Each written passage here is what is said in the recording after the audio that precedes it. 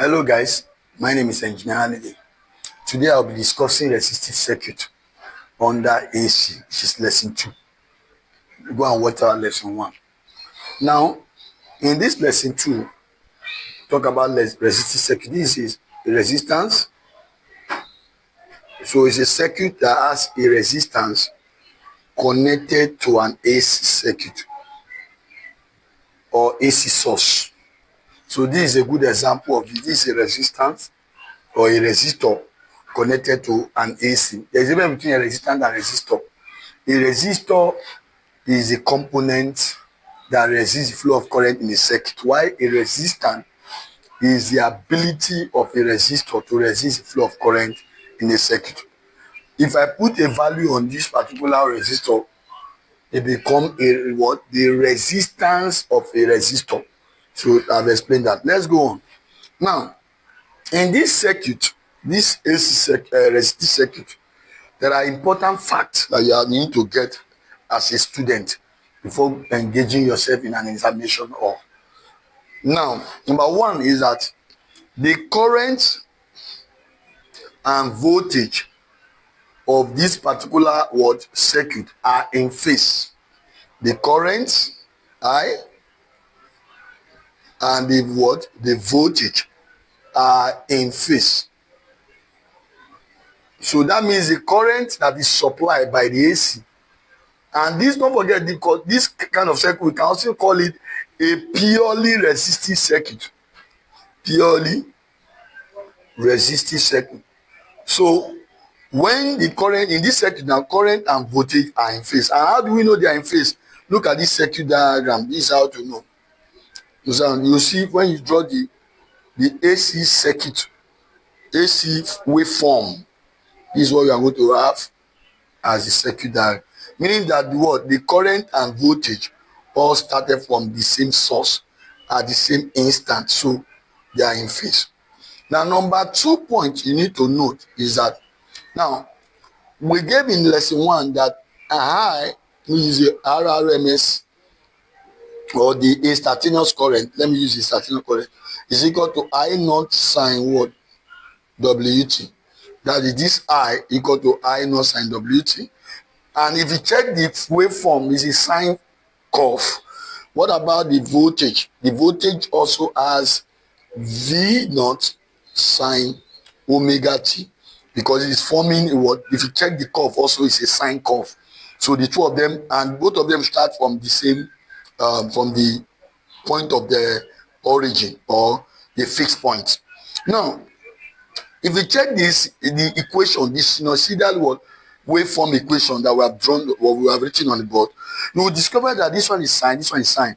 So that means that the current and voltage are in phase from what we have even written mathematically on the board. Now let us find the power. If you find the power, now power would be equals to what? I instantaneous current times I instantaneous voltage. This one we call instantaneous power.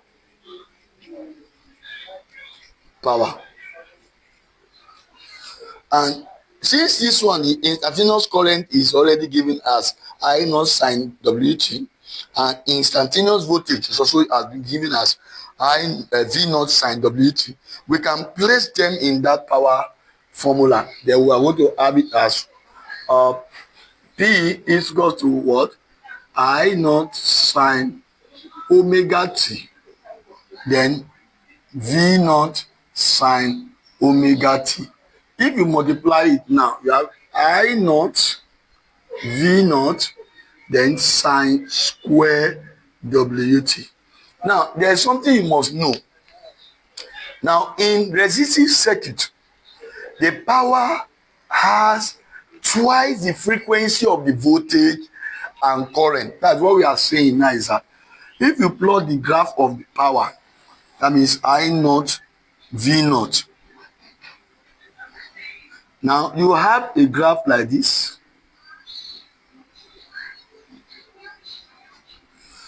Then you have something like this.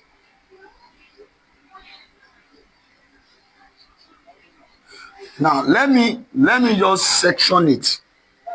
Let me section it. so that you can see what I'm saying. If I section it, let me label this part.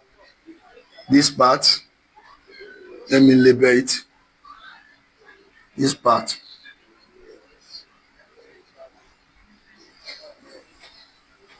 Now, what I'm trying to show us now is that the power that is I naught V naught in the graph of power against time will produce sine square Wt to be equal to half, because now this is sine Wt.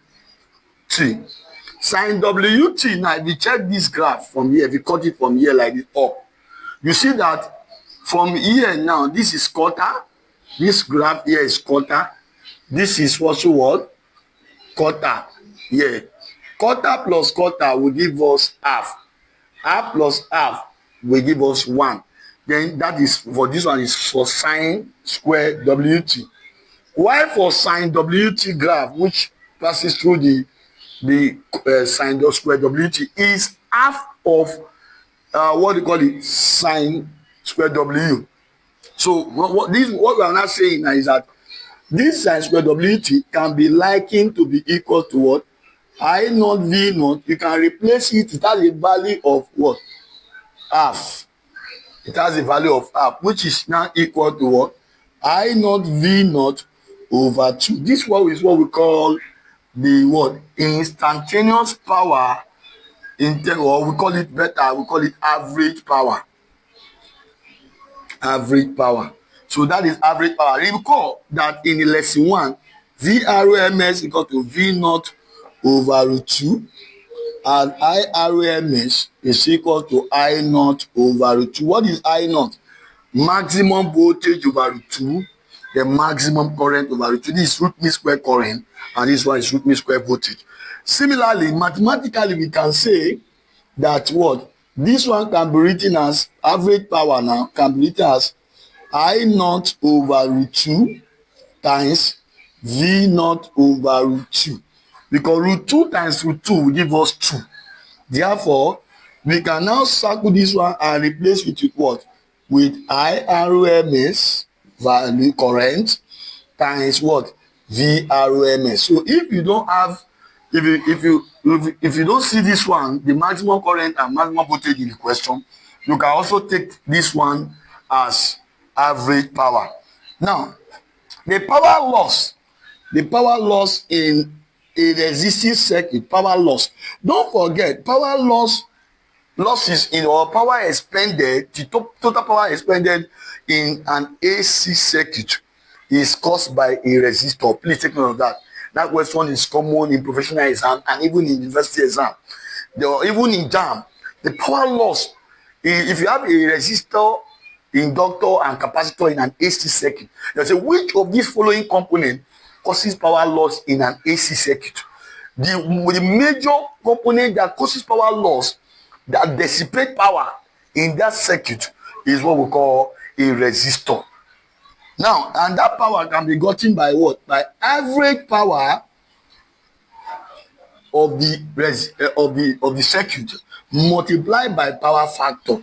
So that is to say, in this case now, we are going to have it as IRMS VRMS cos phi. Power factor, please take note of that, is equal to cos phi. We call it power factor, PF. So if you see me write PF, it means what? Power factor. So power factor is equal to PF, and it's written majorly when we get to RS circuit. I will explain more about it. But take note of it, is cos phi. Cos phi, where phi is what we call the phase angle. So phi is called the phase angle. Please take note of that. Take note of that. So now, for what we have discussed so far, we can now conclude. We can arrive at the conclusion and say, point number 1, current and voltage are in phase. Current and voltage are in phase. Point number 2, power loss is caused by what? A resistor. power loss is caused by what? A resistor. 3. The phase angle between the current and the voltage is 0 degree. The phase angle between current and voltage is 0 degree. Then let me add one to it. What causes what? The energy stored or energy what is being dissipated. Each energy is being dissipated by a resistor. Each energy, that is what? I square RT is what? Dissipated by what? By a resistor. Then let's also note that resistor, according to Ohm's law, V equal to what? IR. According to Ohm's law, V equal to IR. Therefore, if V equal to IR, it then means that even a resistive circuit still obey Ohm's law. And the frequency, if you plot the frequency R against frequency or frequency against R, the line will be constant. That means it's going to give us a constant line. That is to tell you that what resistor is independent of frequency. I think at this junction I'll be able to explain and I'll be able to convince you, not to confuse you. I remain your humble engineer Holiday, a gentleman called Shortcut Master. Thank you very much. Ensure you subscribe and you follow us. Thank you.